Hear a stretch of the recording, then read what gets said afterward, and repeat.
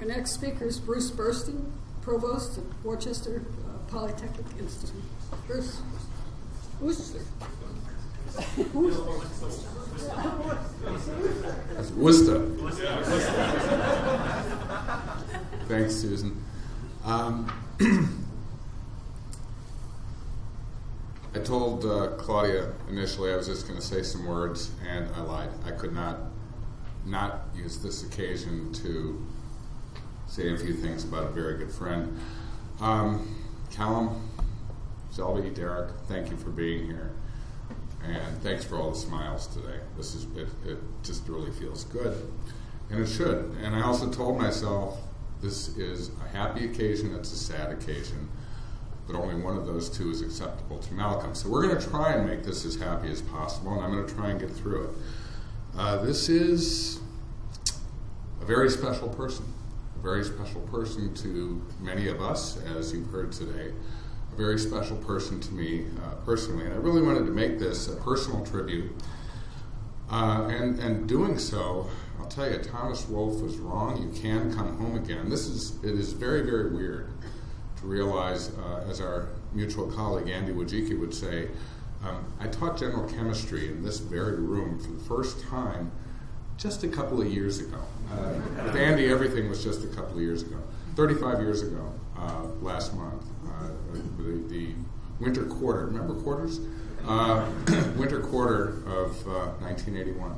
I was a first-year assistant professor coming in here absolutely terrified, and as was pointed out by Pat, this is pretty nerve-wracking as well. And I want to talk about really three things, and I know my time is limited, but I don't care. And there are three things that I hope will cover some of the same ground that's been covered already, but also some things you might not know. First is part of the personal interaction with Malcolm as a scientist and friend. Second is something that I still get questions about, is how did we move him to Ohio State? And third, something that hasn't been brought up today, which is the profound impact that Malcolm had on the ACS. So, let's see, we have a pointer. Somebody mentioned the license plate. Here it is. I think it was Jerry who mentioned that. I took this actually during one of my visits to Columbus to see Malcolm within the last few years. We went to whatever that Chinese restaurant was that he liked on Bethel. Yeah, so this is in the highly picturesque Columbus-type parking lot of a Chinese restaurant. But I love the picture. Absolutely love it. That I have a jacket, that color, I almost wore it as a tribute to Malcolm. But you know, this will be the color that is reserved for him. This was early last year, February of 2015. Derek and Malcolm drove down to Knoxville and to spend some time with me and with Ben Zhu, one of his former postdocs who was my colleague at the University of Tennessee. And this is Malcolm doing something. You never quite knew what. And in the Great Smoky Mountains. And again, as was pointed out, we knew he was not well. We knew he was not feeling great. He never showed it. You know, there was never anything that wavered from the joy of that, hello, Bruce, no matter when, whatever the situation was. Spectacular. So, from the beginning, and we've heard, some common themes in talking about Malcolm. Malcolm is a great scientist, and great scientist catalyzed by ethanol. It's interesting. I knew of Malcolm before I ever met him. I had actually was doing postdoctoral work at Texas A&M in the laboratory of Professor F. Albert Cotton, very famous inorganic chemist, and did calculations on some of Malcolm's metal-metal triple bonds. And before I ever met him, but the first time I met him was actually March of 1980, and it was very shortly after I accepted an assistant professor position at The Ohio State University. I was thrilled. The occasion, and it seems ironic for those of us who were once young, is that this was the celebration of age. It was Al Cotton, the dean of our field, turning 50. Man, that sounds young now. So, we've heard about cheese plates and port. My first catalyzed conversation with Malcolm was in a place in College Station called the Dixie Chicken. So this was what they called in Texas an ice house, all right, which is a nice name for a place that doesn't even have a refrigerator. It just meant you had long neck bottles of beer on ice. And this was a conversation with some people that some of you would know. Alan Cowley, who's at the University of Texas, another Brit. Dick Legault, a good old Texas boy who was also at the University of Texas. And it's just wonderful. And what I found immediately in this group was, first of all, I was a punk. I mean, I was a postdoc who had accepted a job. Big deal. And yet, Malcolm already, as someone who was now in Indiana, my good friend Cliff Kubiak, who will follow me, we were both beneficiaries of being chronologically a generation behind Malcolm, scientifically light years behind Malcolm. But we were both young professors in the Big Ten, and one of the things that's come out is Malcolm's never-ending support for people, whether it's his students, whether it's young colleagues. What can he do for you, as Dave said? And it was like this first occasion, drinking long neck beers in College Station. It was, how can I help you advance your career? And it was just amazing. So it's the beginning of a really long and wonderful friendship, and one that I cherish. And there was always this sense of humor that's coming out. So one of the photos you haven't seen is one at a conference, and I believe this was actually, it was a conference in the early 80s in Bloomington called Inorganic Chemistry Towards the 21st Century. The gesture was not directed at the person Malcolm is speaking to, but rather the photographer. And I make that point because this is our friend George Stanley, who was following him around taking pictures, and Malcolm had finally gotten enough of him. And the best part about this is realizing I look exactly the same as I do. So, collaboration. Dave talked about this early work, and again, you have to realize that when you have somebody as talented as a Dave Clark, and Malcolm says, hello, Bruce. Wonder if I could ship Dave over your way and have him learn some things from you. And I'm sitting there as a third or fourth year assistant professor, feeling like manna from heaven has fallen. We had a wonderful time. Dave showed this paper already, but this is the beginning of many papers together that we did, just good science, and that continued over multiple decades. It's hard to say that, but starting with this work here, after Malcolm came to Ohio State, we published, and I'll come back to part of the reason. If you take a look at this, by the way, there are a few observations. First of all, this is a lot more than synthesis. This is bringing in a lot of the tools that one can do to solve problems. And this was a common thing about Malcolm. Whatever it took, that curiosity that he had to solve scientific problems was never ending. And he would do whatever it took to get the answer. The other thing you'll find is this has a number of our colleagues here. I think, let's see, how many speakers here? We have Chris Haddad, we have Pat Woodward, we have me, and we don't have Robin Clark, who's over in England, but the scary thing is that if you publish with Malcolm, you apparently get into administration. So this was shortly after his arrival here, but some of this also happened, even after I left Ohio State in 2005. We were still doing work together with mutual students. So this is a paper with Shenton Chen, who was a student who worked with both of us. Beth Burrows was a student. Andy Kidwell, I think, was a postdoc. And it was just remarkable, and such a pleasure and privilege to publish with him. Mutual support. I mentioned the fact that Malcolm did so much more for any of the people around him than we could ever do for him. So it was really the case when somebody called and said, "Could you do something to support Malcolm?" You get a lot of these requests. Those were the ones I'd always say, "This is great. I want to. This is a little bit of paying back." So one of the things, and I have a theme in all of this. This was a letter I wrote. Remember that logo before it became a football logo or whatever it is? So this was what we called the red square. the Ohio State University. This was a letter I wrote in 1997 supporting the nomination of Malcolm for one of his most well-deserved awards, the ACS Award for Distinguished Service in the Advancement of Inorganic Chemistry. This is what we in inorganic chemistry affectionately call the Old Man's Award. It has been won by some women, but that's only actually recent. And Malcolm had already won the Young Man's Award, which is the ACS Award in Inorganic Chemistry. But this was, I'm going to have a few of these things that I just want to read a little bit if you can't see.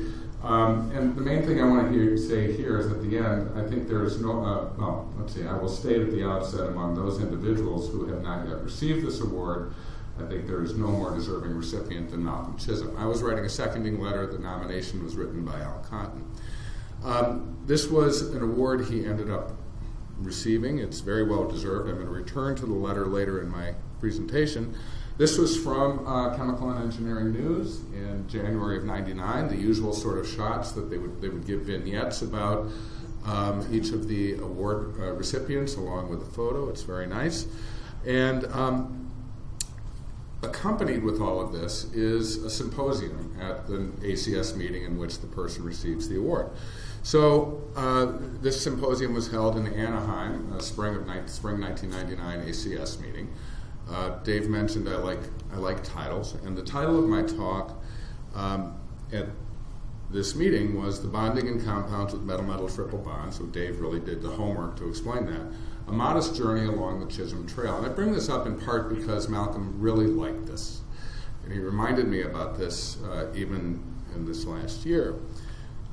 So the Chisholm Trail, and again, depending on whether you're a student of history, I hope you've heard of this, but this was the old Chisholm Trail, which was a trail established in the 1860s by Jesse Chisholm to drive cattle from Texas to rail stations in Abilene, Kansas.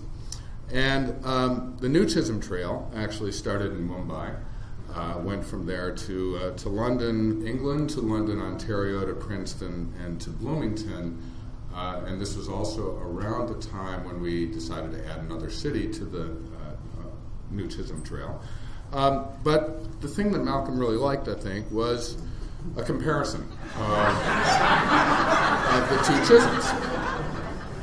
And you'll notice this is one of the very few photos that Malcolm is looking like a Scotsman. In other words, he's not smiling. Jesse has no problem with that whatsoever. So some comparisons of this. Now, it's interesting. I had to dig this out. This was before I used PowerPoint, so this is trying to work from old PDFs. Jesse, born of Scottish and American Indian extraction. Malcolm, born in India, of Scottish extraction, moved to Indiana. Jesse, between 1867 and 1871, 1.5 million head of cattle driven along his trail. Malcolm is vegetarian. He really liked that. Ate it up. And then finally, part of what we have in common here, the trail he blazed has been followed by countless others. Malcolm, the trail he blazed has been followed by countless others. So I was just one of the minions following the Chisholm Trail in going along in this. And it was really great. It was wonderful to be able to provide this counter that he liked so much. I was so lucky because doing electronic structure theory on inorganic systems was something he didn't want to do. And therefore, he wouldn't do it better than I would. So, and he wanted to partner. So it was just great. Now, something else happened at that meeting, and Chris Haddad read it's really great that you got a letter from Matt. So we've had a lot of questions through the years of how did we get Malcolm to move to Ohio State? In part because people knew that there were really great universities, the top 10 universities that were going after Malcolm. He had rejected Columbia, he had rejected Cambridge. He was viewed as unmovable. And a big part of that was the fact that Cindy liked being in Indiana and liked being in the Midwest. Well, guess what? We were close enough. So, but even so, people said, how did you afford it? Now, it's interesting. We've quoted a lot of journals around. But many of you may not know Malcolm was quoted in the Chronicle of Higher Education. So this is actually an article in 2001. Ohio State taxes departments to make a select few top-notch. So this was a program in our administration back then called selective investment. Some of you may remember. This is administrative speak, euphemisms for taking money from one department and investing it in another. And the line here was, is this how public universities can improve in a frugal era? So I've skipped a portion of the article, but here what we actually have is a few paragraphs that talk about, I'm going to call it our department because I was here at the time. The chemistry department has hired 2 top scholars so far. C. Bradley Moore, who came from Berkeley last summer. You may remember Brad as a National Academy member who came here as Vice President for Research. And Malcolm H. Chisholm, a Fellow of the Royal Society, which is the British equivalent of the National Academy of Sciences. The main thing down, go to the bottom of this. I'll go to the third paragraph. I'm pointing at this like you know where I'm pointing. Third paragraph here. When Mr. Bursten came calling, Mr. Chisholm had been firmly ensconced at Indiana University's Bloomington campus for 20 years with no intention of leaving. The two had dinner one evening in late 1999, it was actually 98, when Mr. Bursten was in Indiana for other business. Mr. Chisholm had previously turned down offers from the University of Cambridge as well as Duke and the University of Illinois at Urbana-Champaign. So a little bit of the background of the story. This is where, again, I think part of what made Malcolm so special was he could epitomize the word friend. We've heard so many different ways in which he has loved the people around him. And not just loved them, he's been generous with them. If there is an opportunity to see them, and most of us are antisocial by comparison. If there were an opportunity to share a drink, share a meal, share a story, he wanted it. So I was actually doing what graduate vice chairs like. I was giving a graduate recruiting talk at Indiana State University and called Malcolm and said I'm going to be driving back from, where is that, Terre Haute to Columbus. How about if I stop in Bloomington and we can have dinner? And he said, great. So I went there, and again, part of what one always sees about Malcolm, Mark notwithstanding, is that he was always upbeat. And so for the first time I'm having dinner, and he is complaining about some things at Indiana. And it's administrators. I mean, it's easy to complain about them. And I won't tell the full story other than to say that the person he was complaining about used to be an administrator at Ohio State, which was part of the way we sold this here. But anyway, it was one of these things of actually hearing a crack. Now, at the time, we had been using selective investment to start seeking a senior hire in inorganic chemistry. We really needed someone to fill the age gap that we were having. And I still remember, we were floating names, and I remember coming back from this trip and going down to Claudia's office, we were on the same floor, and saying, Claudia, I think we have a chance to recruit Malcolm. And her response was something very mild, like, gee whiz, you've got to be kidding me. That's about it. It might have been G. Willikers. So we started the process, and this was Matt, as Chris mentioned. Matt was department chair. I'd been selected as the next chair. This was 99.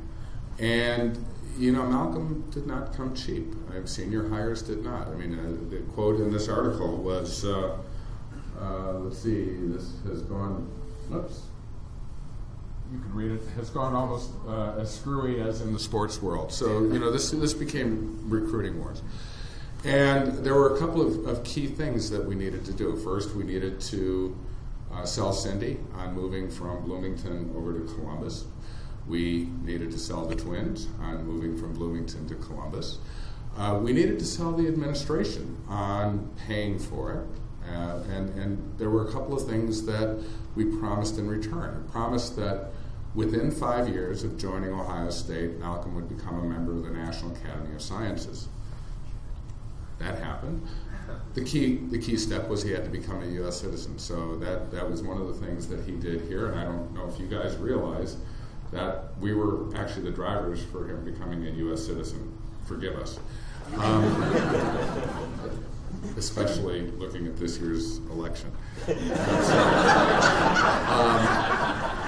The other thing was we asked very specifically that nobody ask for references.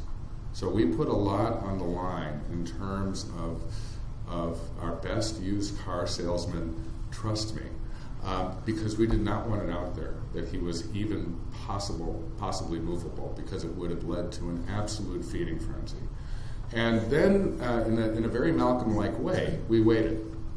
We waited about 7 months. There was negotiation, but most of what we got was dead silence. And I would have conversations with him, and I'd say, so Malcolm, back to Anaheim.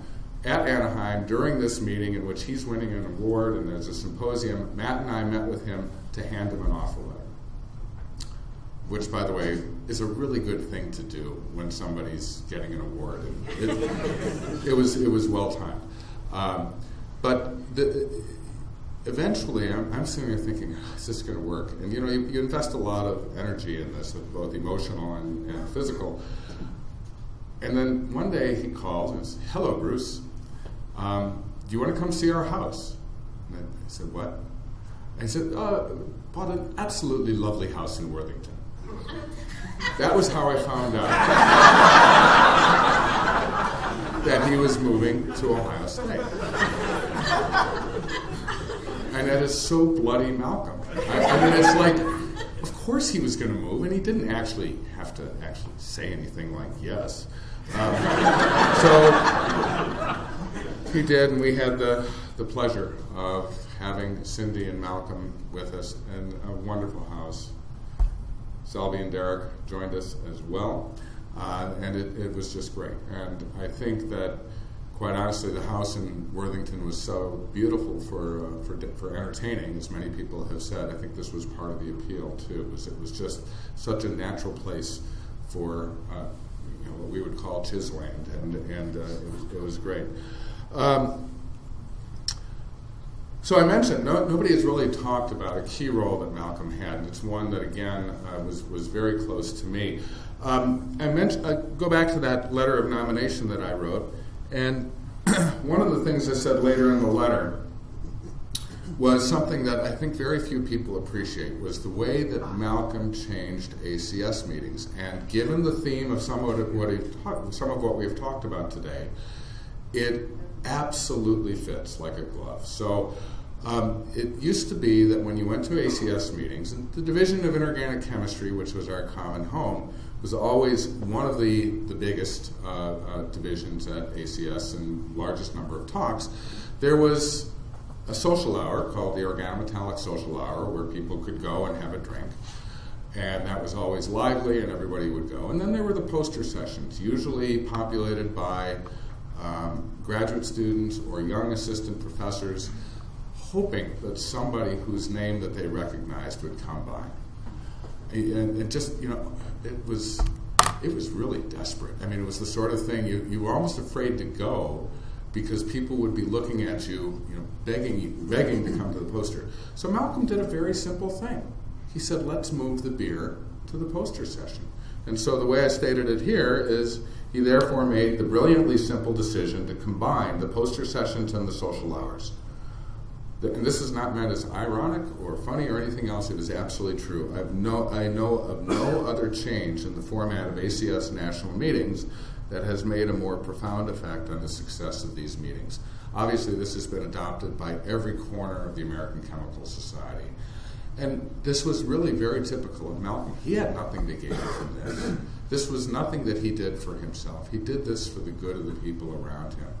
And so when I had the good fortune to be in a position to try and work on creating the ACS Fellows Program, I wanted this to be different. The person that I thought about was Malcolm Chisholm. Malcolm would qualify for just about anything on the basis of the science. But there were a lot of people who did just as much science and did absolutely nothing to advance our American Chemical Society. And this is, again, something Malcolm did selflessly, like he did so many things. So when we wrote this up and created this program, it was going to be different. And this was going to be different than the typical type of fellowship where you get awards so that you can get awards. This was one where, as we wrote, the program will honor those members who have contributed in two defined areas, namely excellence in science/profession and outstanding service to ACS. This was the picture in my mind every time I worked on this was Malcolm Chisholm. And proudly and naturally, Malcolm was a member of the first class of ACS fellows. And so this is, again, I think something that he would always just say, oh, it was obvious.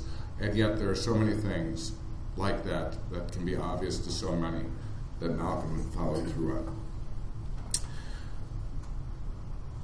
We all have our photos, and I'm just going to add a few more at the end.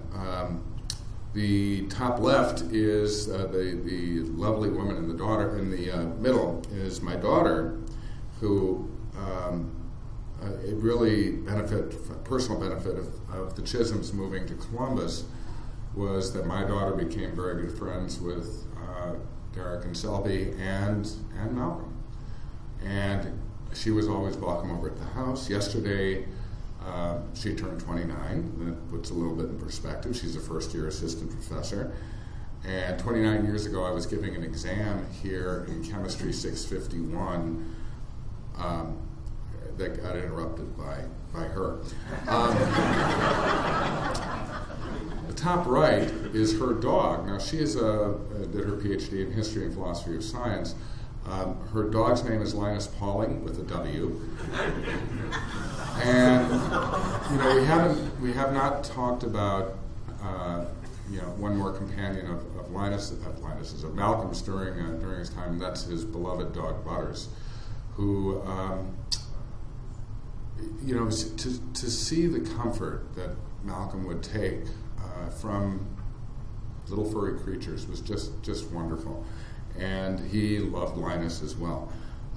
The lower left was one of the many holiday parties at the house with Derek, Selby, Malcolm, and me.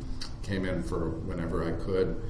And the one on the right is a variation of one you've already seen from Dave, and this is the one that's framed in my office.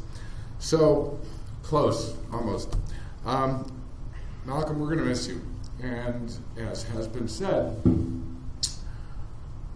what you have done for us and what you have left is so much, and it causes much more happiness than this. It's just really hard to realize I'm not going to hear out loud, just in my mind, hello Bruce, like that again. Thanks very much, and thank you, Malcolm.